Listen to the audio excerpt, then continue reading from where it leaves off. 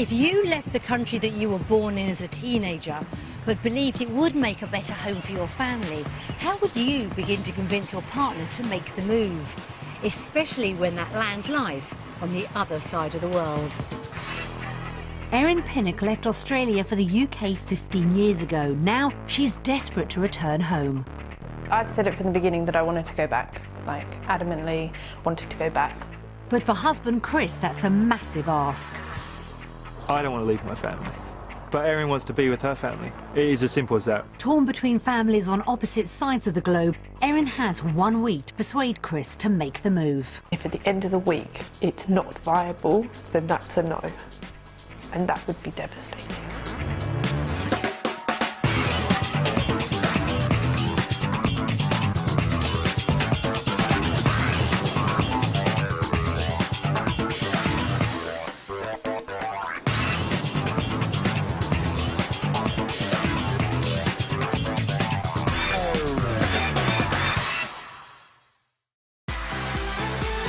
Around 850 people a week leave the UK to start a new life in Australia. That's 2.5 jumbo jets full of Brits drawn by the appeal of a land offering 300 days of sunshine every year. But not everyone makes it work. Every 7 days, 200 Brits return home, having given up on their dream. Erin Pinnock feels pangs of guilt at the prospect of potentially taking her husband away from their life in the UK. But in her heart, she's desperate to return home to her native country of Australia. Ahead of her lies 1 week and her best shot ever at persuading him to make the move. The journey from London has seen the Pinnocks spend 19 hours in the air, but as they land in Perth, Erin's delighted to be back on her home turf. Seeing the outdoors, the houses, all that, it just makes me excited and it really just makes me feel like I'm at home. It's a trip they've made before, but this one will be different. We always come over on holidays and I really think this is going to be a chance for us to actually see if it's somewhere where we actually want to live. But the journey's already given Chris plenty of time for serious thought. The distance is an issue because it is, even though it's only a day away, it's not as if you can just pop over. Doing that journey for the last time would be pretty difficult to do, absolutely. Ahead lies a week which will see Erin attempt to convince Chris once and for all to move down under for good. The Pinnocks are from London. Their mum, Erin, dad, Chris, and Isla, who's nearly 2. Erin's originally from Perth in Australia, but moved to the UK with her parents and sisters when she was just 13. My dad came over here for work and he was really enjoying living in the UK. So he thought it'd be brilliant kind of start a new adventure as a family and move over. Life in a new country halfway around the world was full of excitement for the teenager. And although she missed Australia, she knew the move wasn't permanent. I knew that this was a short period of time. I'm having fun and then I would get to go back to Australia and continue my life back there. But just 2 years later, a classroom romance would see everything change. About 16 when we met, so met I was at school. 15. We met in the first few days, weeks, and got to know one another and just kind of Got stuck together. From the moment they met, Erin was up front with Chris about wanting to return down under. From the beginning, you always kind of said, like, eventually you wanted to go home. Ever since meeting Chris and getting with Chris, I've always said I've wanted to go back. 12 years later, though, and 14 years after her family's temporary move, Erin and her parents are still in the UK, despite a somewhat disputed promise. When I asked for your hand in marriage, both your parents sat there and went, yeah. And then a week later, they went, I think we overlooked that moment. Yeah. And then what did they say to you? It said on the presumption that you'd be going back. Yes. So to hand me over to you, the agreement was you would go to Australia. Erin's 2 sisters have made the move back home. Having settled in Perth, it means her once close family are now split across the globe. I miss every second with my sisters and their family, and watching them live their lives and their children to grow up over a computer screen is not what I had envisaged. Erin's now desperate to be reunited with her sisters, And if the couple did move, the chances are her parents would follow, meaning her whole family would be back together again. Cheers. Having Isla made me realise how much I'd missed out on with my sisters. That has been a major driving force to really start to be back with my family again. But there's one thing standing in her way. Husband Chris wants to stay in the UK for exactly the same reasons she wants to go. Leaving my family for me would be killer. It would be horrible. I don't want to leave my family. Moving would mean tearing Chris away from his family, including Alex, his identical twin. The thought leaves Erin riddled with guilt. I feel selfish having to say to him that you have to choose my family over your family. And family wouldn't be the only sacrifice Chris would be making. He's worked hard to establish a career in finance and worries about having to start again. It's a massive risk for us to move, given my job situation. I have a very good career where I'm at. It's not just a job, it is a career. So it's a massive risk for me to kind of give that up and walk into something new. Deciding where to put down roots is a dilemma the couple have wrestled with for more than a decade. I've said it from the beginning that I wanted to go back, like adamantly wanted to go back. We got it down to 2 years at one point, and then those 2 years lapsed and I've suddenly realised that that was 7 years ago now. We've always just buried our heads. It's been like that for 12 years. Chris has finally agreed to consider a future down under, but it's going to take a lot to convince him to leave behind what he has at home. We're very happy with pretty much every aspect of our life here. If we could move Erin's sisters back here, there wouldn't be a problem, and Erin's family back here. It's not so much a case of Australia versus England as a case of family over family. The week ahead will see Erin's dream of returning home either come true or fade forever. This week does hold a lot for us because I think we want to know if moving to Australia is viable. And if at the end of the week it's not viable, then that's a no. And that would be devastating.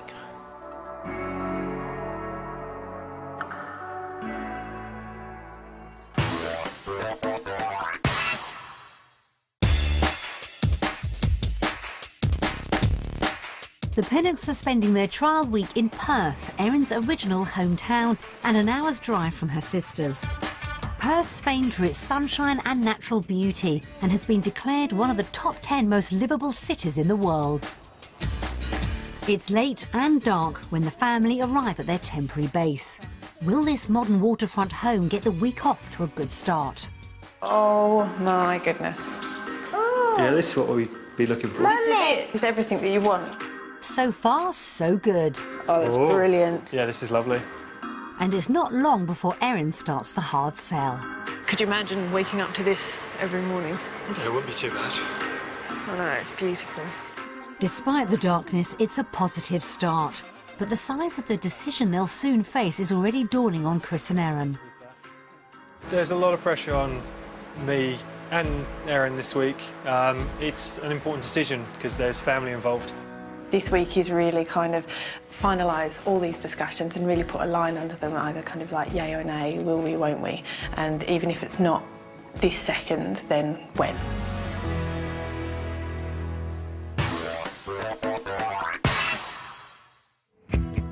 Back in the UK, home for the Pinnocks is a 4-bedroom terraced house in London.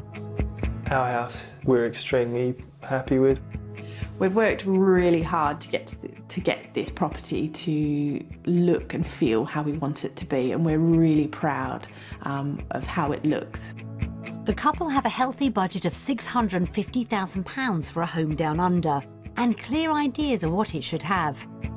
It needs to have kind of a minimum of 4 bedrooms because we want families to come over and stay with us. It would need to be close to the beach, close to the station for me to get into the city. Balconies to watch the sun setting. I think that's the dream. That's like all-encompassing. If we got all that, I don't think you'd get me back on the aeroplane.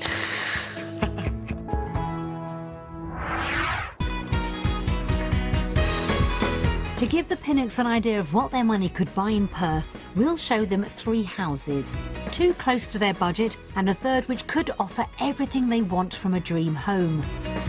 The search begins in Hall's Head, near the coastal suburb of Mandurah. 45 miles south of Perth, the area boasts the best of both ocean and canal side living. Will this modern 4-bedroom family home be perfect for the Pinnocks? Oh, that's really nice, isn't it? Yeah, it is nice. It's really nice and big and open. It's a good start. It's a little boy's room. It's a good size room. Do you know that the bonus of Australian properties is they always have built-in wardrobes? Or we could just put built-in wardrobes in our house. Could happen. Yeah. Nice try, Chris. The master bedroom impresses. Oh, wow. It's beautiful. I think it's really, really nice. A bit of a dream of an ensuite. It's amazing ensuite. Big push. And Isla likes the look of the living room. The swimming pool. Yeah, it's nice.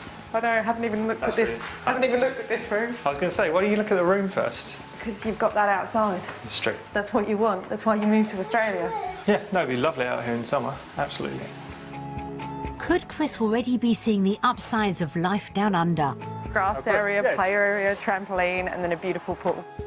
His reaction's exactly what Erin was hoping for. This is a good start for convincing Chris. I think starting to make him realise that we've got all this space is what is exciting for me. What's that? This property's been designed to take advantage of spectacular ocean views. Yeah, it's absolutely beautiful. It's what you move halfway around the world for. And look at that. See, there's your outdoor area. You can just hear the ocean. You can smell it. It's just beautiful. It appears Chris could imagine calling this house a home. You could actually yeah. You can put a dining room table and the other sofas. side of the sofa there, and then have a dining table there. It's really, really big. But a possible 45-mile commute gives him pause for thought. For me, the location isn't brilliant. So for this, it's the compromise is the commute. Yeah, it's a big compromise though. The whole point is supposed to be work life and coming back, spend more time with the family, not more time in the car. All right. To be continued. Erin's not going to give up easily. But is this somewhere the couple could afford to live on their £650,000 budget? I'm finding it difficult to judge. I think it's going to be top of our budget. Are you going to help Daddy turn it over? So we're thinking top, like 650? Something like that, I would. You going to turn it over, Isla?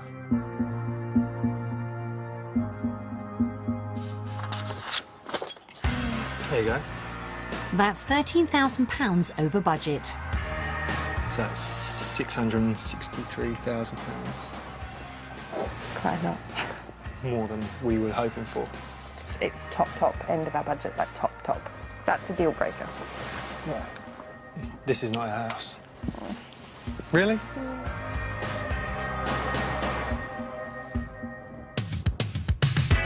It's a disappointing start for Erin. Despite the appeal of a pool, Chris wasn't impressed by the price or commute. Will property number 2 help win him round? While Isla's looked after by a childminder, the couple's next stop is Meadow Springs. Near Erin's sisters, the area's also closer to the city than the last property, so could mean a shorter commute for Chris. With 4 bedrooms and just a short drive to the beach as Erin wanted, this family home could offer the Pinnocks everything they've been looking for. Oh, wow. Ticks your box. It does. That huge big entry hall, I love it. Oh, I really like it. It's a massive open plan, just what we'd be looking for.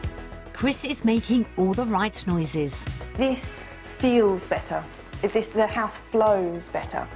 It's not as modern as the first property, but that's not necessarily a bad thing. This, to me, feels like a family home, and I can really picture myself living here. Yes, the space is very nice. I could see myself living in a space like this. Upstairs, the spacious bedrooms go down well. You've got Again. 3 double bedrooms. 3 decent sizes. So is there a master?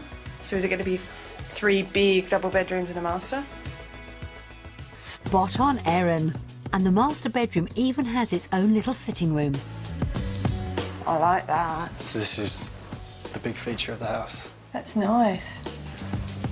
Wow. Yeah, this is huge. Erin thinks it could be the perfect property for parents. There's enough space in this house for me to have all my family round very regularly, and there's enough space for your family to come visit us. And building outside offers even more potential. Oh, wow. This is nice. This is like a party room, isn't it? Yeah, this is great entertaining. This would be amazing entertaining space. Although Chris suddenly has another thought. This area outside makes me want to do something similar down the end of our garden. But Erin reminds him of one small problem. You'd never use it because you'd have to face torrential rains with your umbrella running down to the back of the garden to get there. It doesn't rain in England. It's a myth. It's a bit- Right, Chris. This house has made a good impression on both Erin and Chris, but will being closer to the city mean it's further from their £650,000 budget? I would hoping this would be under £600,000. For me, I think this would be around about the dollars mark, 850 to 950, So what's that in pounds? about 5 to 550. Right, should we look? Go for it.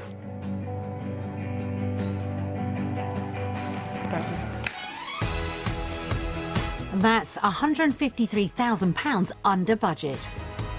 £497,000. I hate when you're right. I'm good. I'm pretty good. I'm not gonna lie.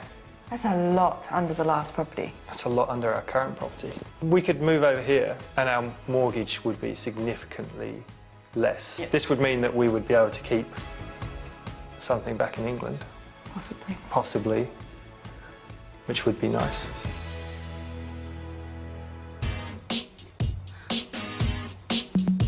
With property 2 providing a glimmer of hope for Erin, the couple move on to their final viewing of the day.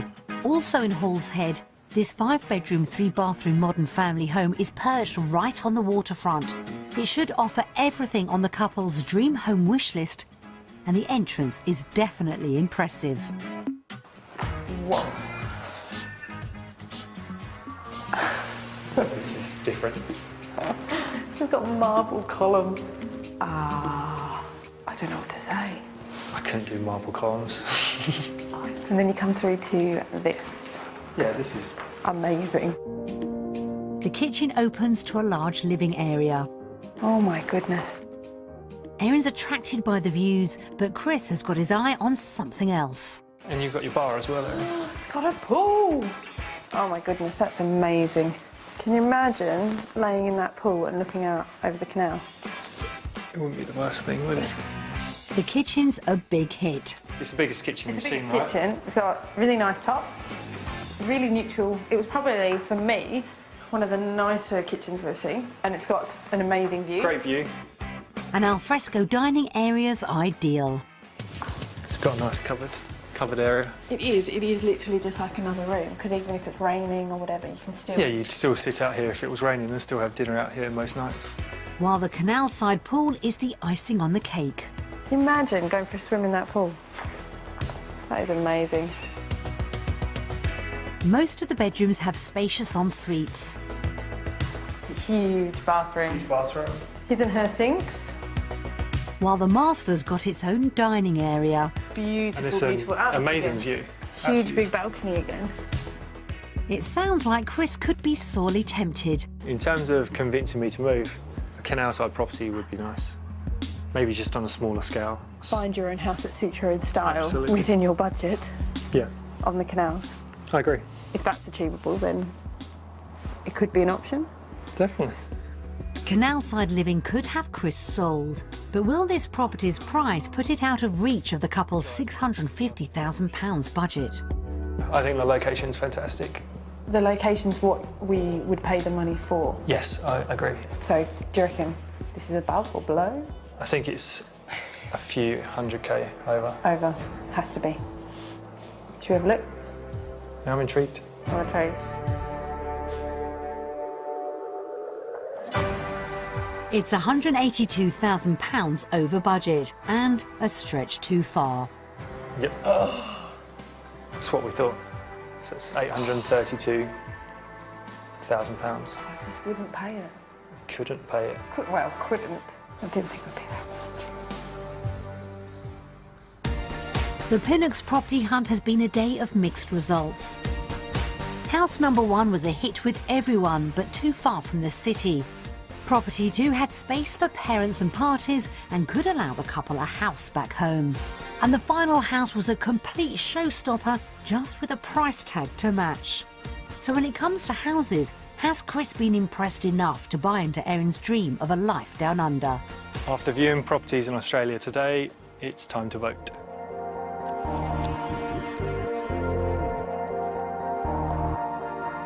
Australia. Australia. Yay!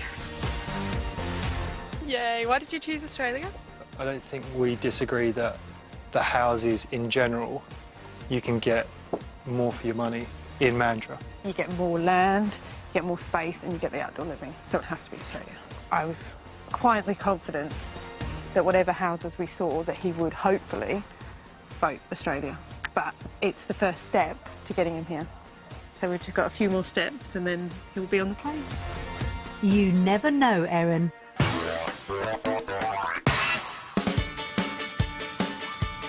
It's only his first vote, but Chris choosing Australia is a big boost for Erin's hopes of returning home. For him, though, uncertainty over job prospects down under is a key concern. Securing the right role will be crucial if Erin's dreams to remain on track. Back in the UK, she's a paediatric physiotherapist. I look after children from 0 to 19 years of age with kind of developmental delay or neurological conditions. It's a career she loves and would want to continue down under. It is my dream job, and it would just be the hope that I'd be able to find a similar job in Australia with the same kind of job satisfaction and enjoyment that I have here. Chris is an investment banker in the UK, and although it's a demanding job with long hours, it's a role he'd find hard to leave. I like the company I work for, I like the people I work with, and for my age, I'm doing well. Initial research has shown Chris his specific role wouldn't exist in Perth. The job that I do is fairly specialised, so there is a driving factor that I would have to just completely retrain, so to speak, or go into a new industry. And Erin's worried that could be a deal breaker. If we don't get an appropriate job or a transferable job for him, then I really do think that it wouldn't be the right move for us. With Erin's dream hanging on Chris finding the right job, we've arranged for him to visit one of Perth's leading recruitment agencies. He's met by General Manager Bruce Henderson. How are you? Good. Straight away, Chris is keen to know if his specialist skills could transfer to other industries down under. Project management clearly is an underlying skill set that sits with what you do. So those sorts of roles are certainly available. I've done research, but only in the specific industries that I kind of know. Whether it be within the, again, you know, the banking, financial services industry, whether it be with the mining companies. I mean, they're certainly all endeavouring to be more efficient. So project management as a discipline, you know, that's a very genuine option. So a role could exist. Across town, Erin's visiting the Centre for Cerebral Palsy, where she's met by manager Dawn Brodie. Nice to meet you, Dawn. I'm Erin. Wonderful to meet you. Erin's keen to hear if the role of physio down under could offer her the same job satisfaction as the UK. We've got 24 centres or 24 buildings around the community, and we support people not just with cerebral palsy, for example, children with autism and other diagnoses as well. It's brilliant to hear for me that there is kind of a variety in what I would be seeing. So would Erin's UK qualifications be recognised?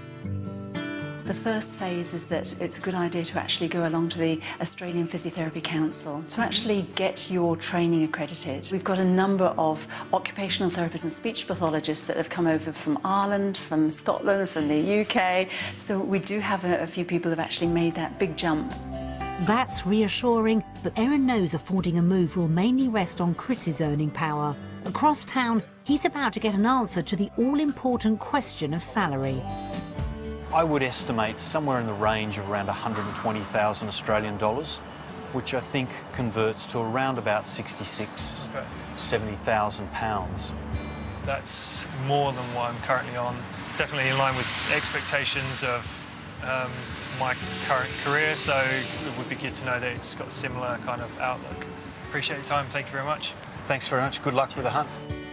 Chris may need to change careers, but the salary could make it worthwhile. Ideally, Erin would like to work part-time so she can be at home more with Isla.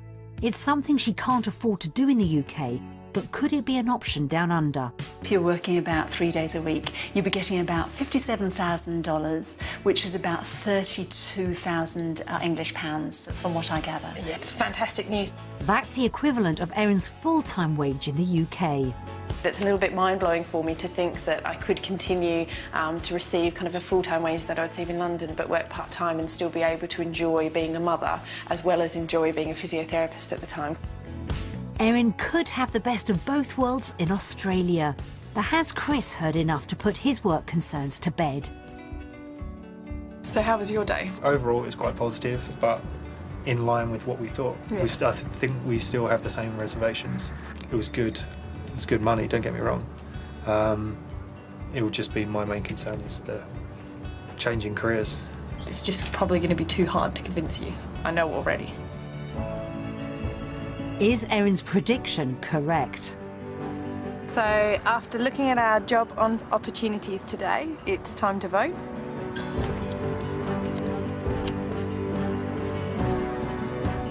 UK. Undecided. Predictable. I'm surprised by that. I just went in the middle because it could swing either way. That if you found a good job here, we could be happy, but if you didn't, we'd be moving away from a job that you love and enjoy and to something that you wouldn't be as passionate about, and I don't want that. It doesn't kill the dream for us. It does exactly what we've always wanted it to do, which is provide more information. To me, it's not stopped the dream, but probably just made it a little bit harder.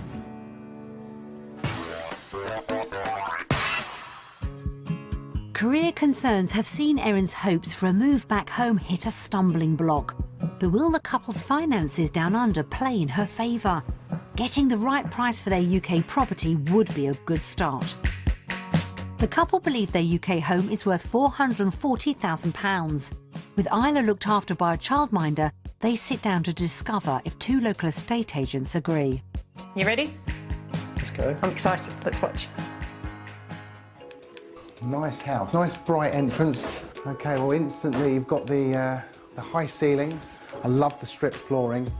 It's really nice. It's added to retain some of the character of the house. A lovely main reception room. Kitchen's not a bad size, slightly dated, however, very functional and clean and tidy. Wow, it's an interesting space here. You've got the two separate rooms. Instantly I'm looking at this wall and thinking opening it up could be a great idea to create this big family space. Oh, now this is interesting. We've got a large family bathroom here with a double shower. Decent sized master bedroom, nice and light. It's nice you've got these wardrobes here and the bay that lets in a lot of light. In the current market conditions, I would value the house at £565,000 and for a quick sale, £550,000. I would value this property within the region of £550,000, and for a quick sale, I would value this property within the region of £525,000. Whoa. That's good news. That's one way of putting it. It's around £100,000 more than Erin and Chris expected. I'm just blown away by that. I'm shocked that it's that high. In a funny way, I don't know if it's going to make the move easier or not, because we're leaving a country where house prices are in the middle of a mini boom. Moving away would be scary because you always think, could you afford to come back? The valuation may be encouraging, but Chris isn't getting too carried away. Next up, the couple tackle how their finances would pan out down under. To help them do the sums, we provided a comparison of costs, beginning with a weekly grocery shop. Let's get started. Nappies are cheaper here. Lots of bigger numbers though. Bread's more expensive. We know that beef is cheaper here, Like but casserole, meat pork's and all more that. expensive. Oh no, devastating. Beers. Beers are more expensive. So how does the weekly shop add up? For this being £20 difference a week, it's okay. Around £80 more a month wouldn't be too big a stretch, but how will the bigger costs down under compare to home? So, We're going to work this out based on the first property, because that's more kind of the mortgage that we were looking to afford. The couple's mortgage payments would increase by 50% in Australia, meaning their total spend would rise by nearly £700 more a month.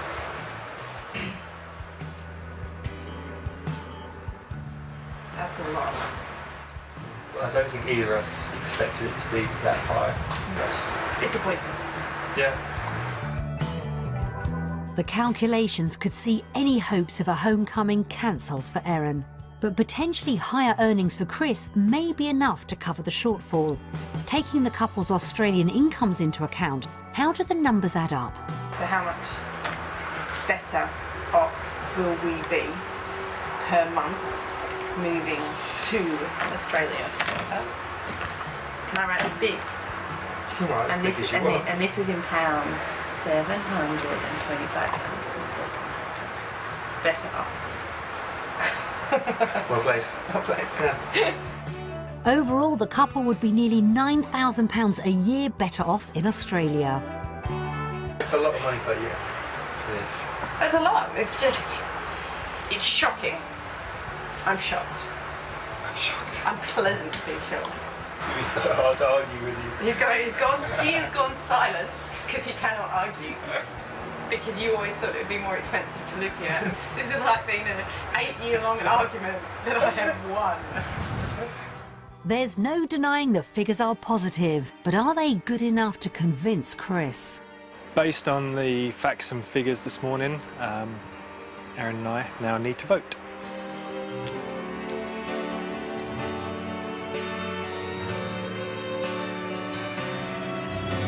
Australia. So we all know mine because we are £8,000 better off in Australia. Can you please justify as to why financially you voted England? The reason why we would be £8,000 better off is because we are in Australia. Is because I'd have to change careers and retrade. I completely appreciate that. So my but the question is based on what it costs to live a day-by-day basis in England and what it costs to live a day-by-day basis in Australia. What about the cost on me, though? Even the promise of a higher disposable income down under hasn't been enough to persuade Chris to give up his career at home.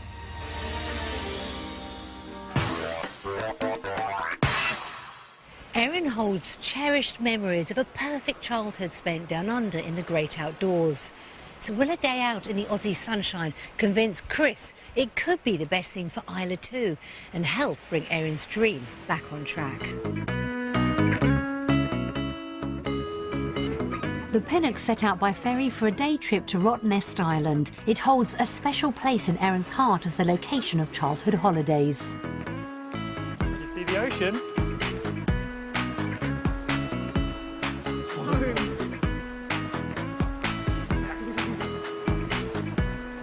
Absolutely love it along here, Chris. Literally have so many fond memories of a childhood, just riding around the island with all my sisters and family. It's just so beautiful. But straight away, Chris is quick to defend the land he loves. But it's similar to a place like Cornwall. You can get this back home, it's just that...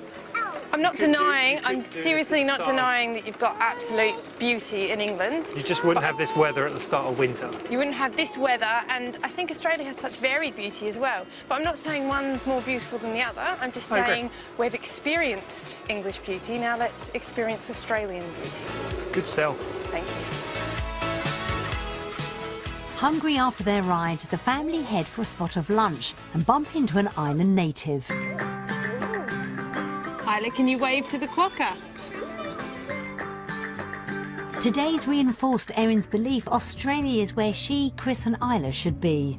It's kind of made me realise how much I loved Australia and the Australian lifestyle growing up, and I just want Isla to kind of come out here and enjoy that lifestyle.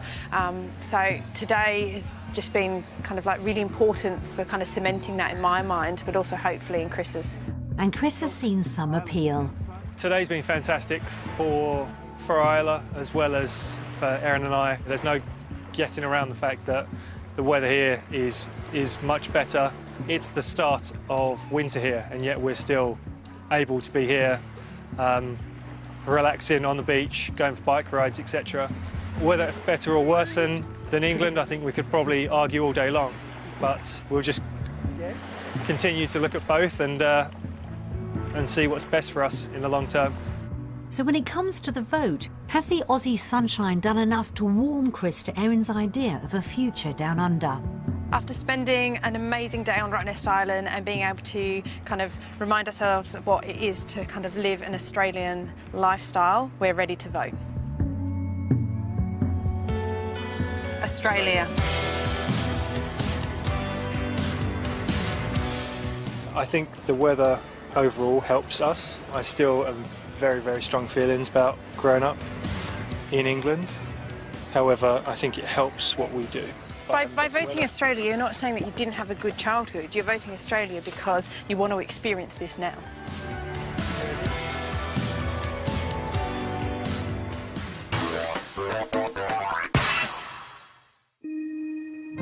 With Chris's vote split evenly between Australia and the UK so far, where Erin will spend her future is far from certain. For her, moving is all about being close to family down under. So while visiting her hometown, the Pinnocks take the opportunity to catch up with Erin's gran and one of her sisters. It's really hard. We Skype all the time, we talk on the phone, but nothing takes away actually. Nothing compares to giving Isla a hug and Erin a hug and Chris a hug. Oh, I think it'd be great if they came back. I miss them. Miss them all. Time spent with her family has been a reminder of why Erin's so desperate to come home, but has also made Chris consider who he'd have to leave behind. It is difficult because, like we said before, it's the same argument both ways. It's extremely difficult, it's horrible. As horrible as it is for Erin, it's as horrible for me as well.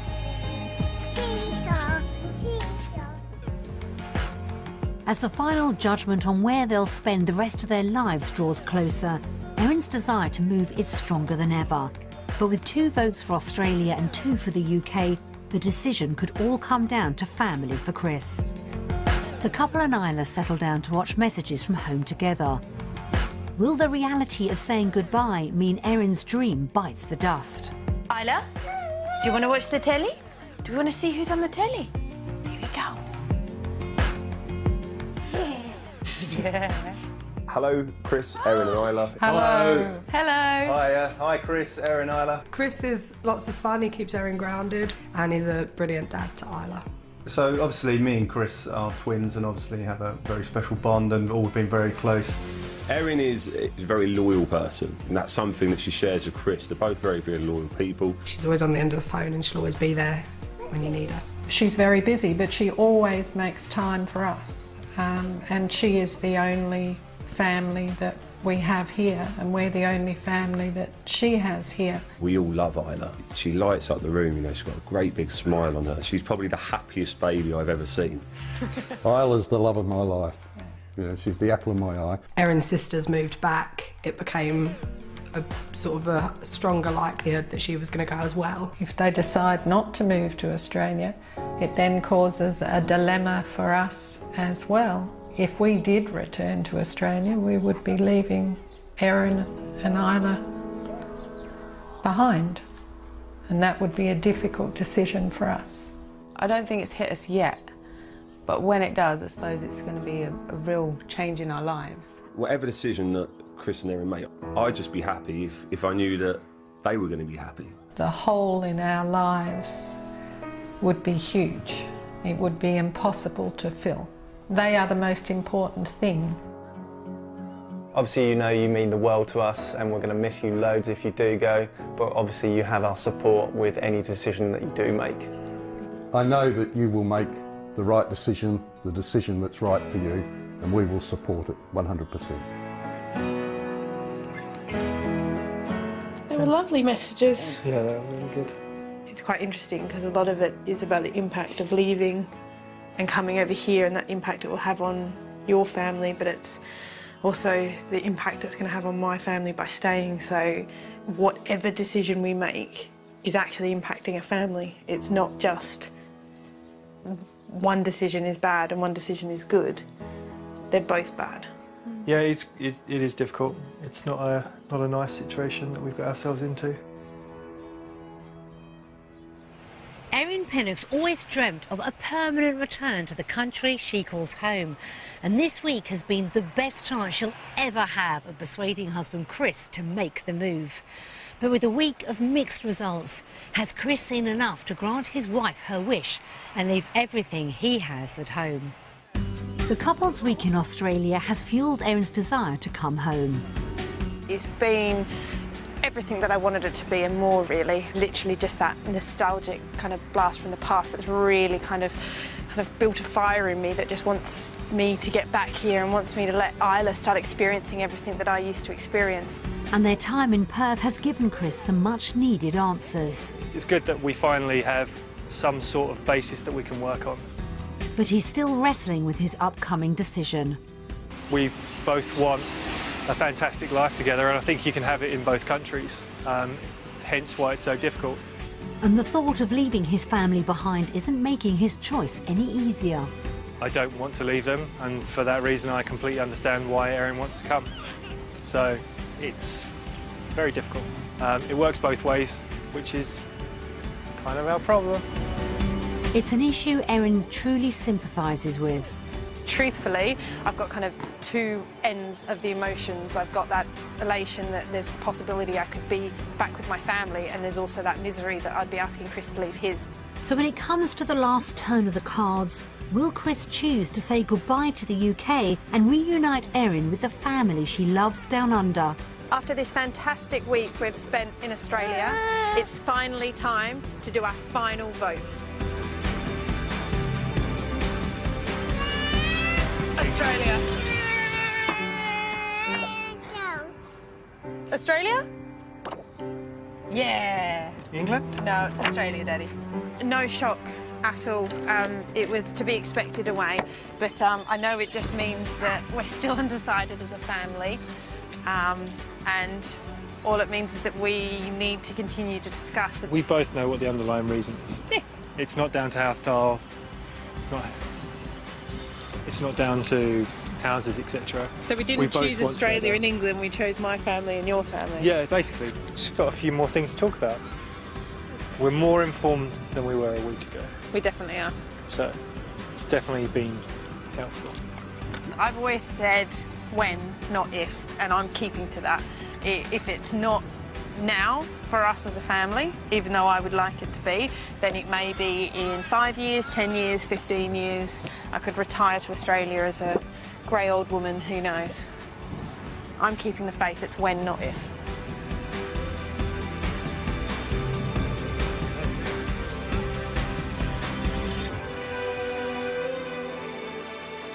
Unfortunately, their week down under didn't provide Erin with the breakthrough she'd been hoping for.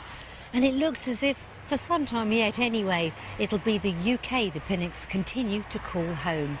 Wherever their future takes them, we wish them all the best.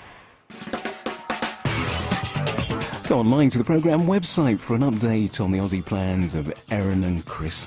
Today, the Flying Doctors are scrambled to a paragliding accident on Helicopter Heroes Down Under. That's this morning at 11:45 on BBC One. Plans for an impressive property transformation to get excited about on Homes Under the Hammer next.